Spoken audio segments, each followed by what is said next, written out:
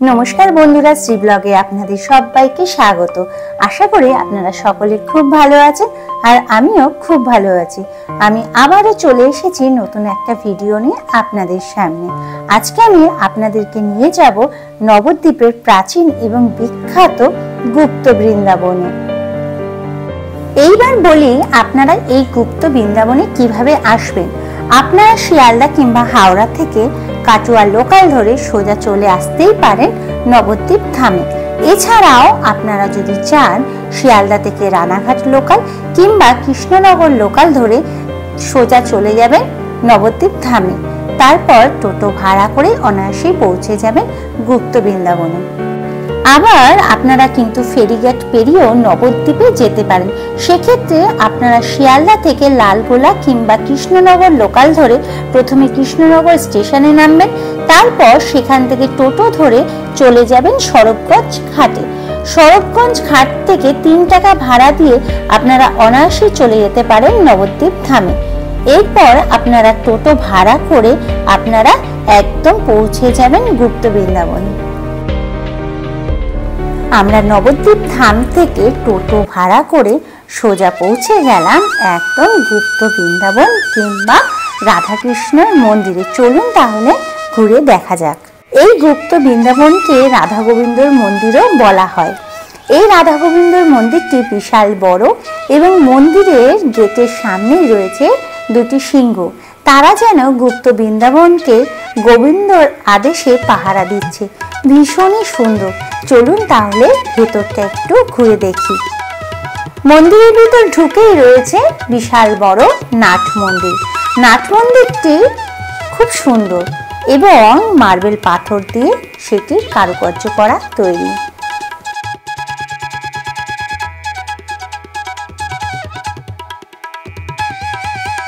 Nut মন্দিরের সামনেই রয়েছে এই যে দেখতে পাচ্ছেন বিশাল বড় রাধা গোবিন্দর মন্দির এবং রাধা গোবিন্দর মন্দিরের ডান দিকেই রয়েছে কয়েকটি দোকান, যেখান থেকে আপনারা ঠাকুরের সামগ্রী অনেক কিছু কিনতে পারবেন। এইবার আমরা রাধা গোবিন্দর বিগ্রহ দর্শন করে নিই। দেখুন কি সুন্দর, মন প্রাণ সব একেবারে যেন জুড়িয়ে যাচ্ছে।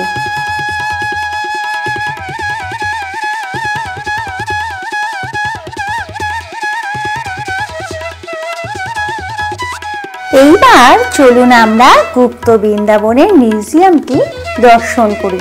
দেখবেন আপনাদের খুব সুন্দর লাগবে। আপনাদেরকে আরেকটি কথা জানিয়ে রাখি, এই গুপ্ত বৃন্দাবনের মিউজিয়ামটি দেখতে গেলে আমাদেরকে কিন্তু 10 টাকা করে টিকিট কেটে তারপরে ভিতরে ঢুকতে হবে।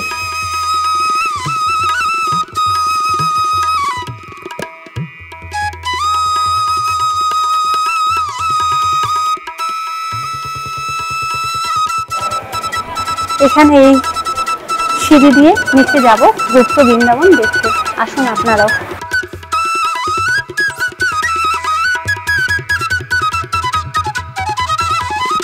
এই গুপ্ত বৃন্দাবনটি দেখুন কি সুন্দর, খুব সুন্দরভাবে সাজানো গোছানো। আমার তো ভীষণ ভালো লাগছে। রাধা গোবিন্দর ছোট থেকে বড় হওয়া, সব রকম লীলা এবং রামায়ণ মহাভারতের বিভিন্ন কাহিনী খুব সুন্দরভাবে আলোকসজ্জায় এখানে ফুটিয়ে তোলা হয়েছে। চলুন তাহলে আমরা গুপ্ত বৃন্দাবনটি একটু ঘুরে দেখে নিই।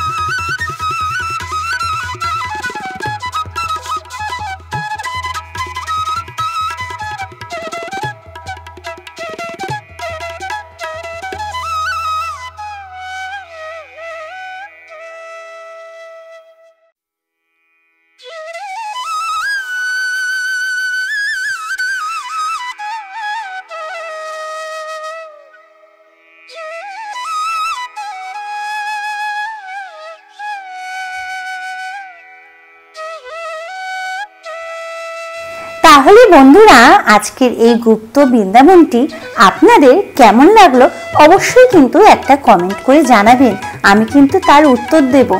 এবং যদি আপনাদের ভালো লেগে থাকে তাহলে কিন্তু অবশ্যই একটা লাইক দিতে ভুলবেন না। আর যারা আমার নতুন বন্ধুরা আছেন, যারা এখনো আমাকে সাবস্ক্রাইব করেননি, প্লিজ আমাকে সাবস্ক্রাইব করে দেবেন আর আমার পাশে থাকবেন। আপনারা সব সময় ভালো থাকবেন, সুস্থ থাকবেন। আজকের মতো টাটা।